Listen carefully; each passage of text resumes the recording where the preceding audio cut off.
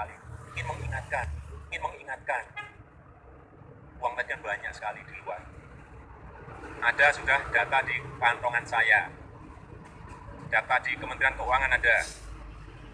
Di situ dihitung ada 11.000 triliun yang disimpan di luar.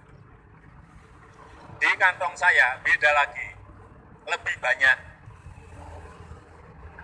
Karena memang sumbernya berbeda. Sumbernya sumber internasional semuanya, tapi berbeda. Tidak apa-apa.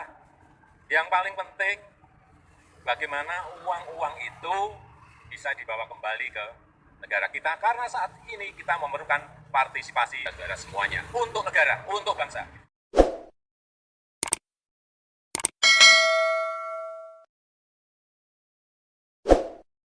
Topik masalah uang 11.000 triliun rupiah ini adalah masalah yang paling sering saya bahas berkali-kali. Bahkan di timeline ini adalah yang kedua kali saya membahas, benarkah ada dana 11.000 triliun rupiah punya kita di luar negeri? Kalau dibilang dana 11.000 triliun rupiah itu punya kita, punya negara Indonesia, itu jelas pengertian yang salah. Karena kalau begitu berarti ada harta negara yang nyangkut di bank-bank di luar negeri. Tapi kalau dibilang bahwa dana 11.000 triliun rupiah itu milik warga negara Indonesia yang cari uang di Indonesia, yang usaha di Indonesia, bahkan korupsi juga di Indonesia, dan nyimpennya di bank luar negeri, nah itu baru benar. Makanya Pak Jokowi bilang pada waktu itu, banyak sekali uang milik orang Indonesia di luar negeri. Data orangnya ada di kantong saya. Di Kementerian Keuangan, di situ dihitung juga ada 11.000 triliun rupiah yang tersimpan di luar negeri. Jadi catat ya, yang dimaksud dengan 11.000 triliun rupiah itu adalah uangnya orang-orang Indonesia yang mereka simpan di luar negeri. Bukan uang pemerintah Indonesia di luar negeri. Sampai dijelaskan. Masalah banyaknya uang WNI yang disimpan di luar negeri ini juga pernah diakui oleh Prabowo Subianto waktu kampanye jadi calon presiden. Bahkan Pak Prabowo lebih detail. Dia bilang kalau jumlah uang di seluruh bank di Indonesia ini totalnya ada 5.400 triliun rupiah. Sedangkan yang di luar negeri itu jauh lebih besar, yaitu 11.000 triliun rupiah. Jadi masalah banyaknya uang yang disimpan di luar negeri itu sama sekali bukan hoax, bukan juga prank seperti yang disebut oleh para oposisi. Uang itu ada, punya orang-orang yang disimpan di sana.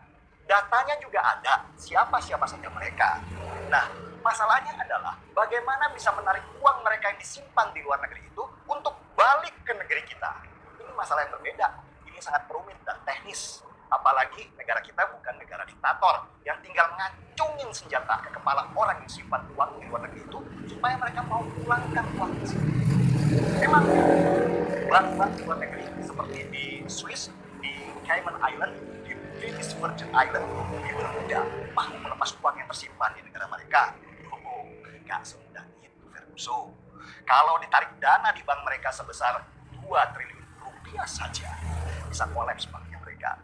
Itulah kenapa di beberapa negara tempat menyimpan uang itu mereka memperlakukan tax haven atau surga pajak. Arti sederhananya tuh gini, berapapun uang yang disimpan di negara tax haven itu hanya akan dikenakan pajak yang sangat kecil. Beda kalau uang itu ditaruh di negara seperti Indonesia misalnya, pajaknya lumayan tinggi.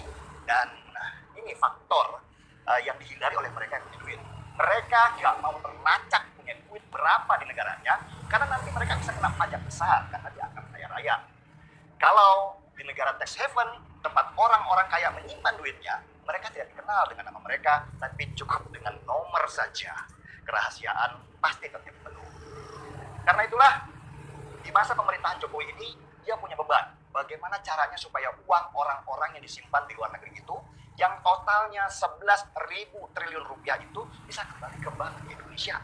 Dan gak mudah memang, itu seperti menemui tembok yang tebal sekali. Masing-masing punya kepentingan. Negara punya kepentingan untuk uang yang diperoleh dari hasil kerja di Indonesia kembali. Orang yang simpan dana punya kepentingan supaya mereka tidak kena pajak besar di negeri ini.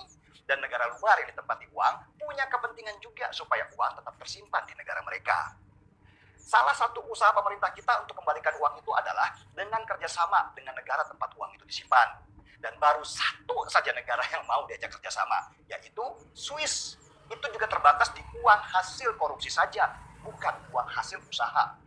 Melobi Swiss Itu pun butuh waktu yang sangat lama, sampai 5 tahun. Baru mereka mau tanda tangan Mutual Legal Assistance atau perjanjian timbal balik pada waktu bulan Februari tahun 2019. Itu baru perjanjian saja ya, belum realisasinya. Realisasinya tergantung dari kasus per kasus. Tetapi yang jelas kasus yang mendapat prioritas adalah uang hasil korupsi yang disimpan di bank-bank Swiss. Prosesnya masih panjang dan jelas sulit sekali untuk bisa narik uang itu dari mereka. Dapat 10% dari total uang yang beredar di bank Swiss itu saja sudah alhamdulillah.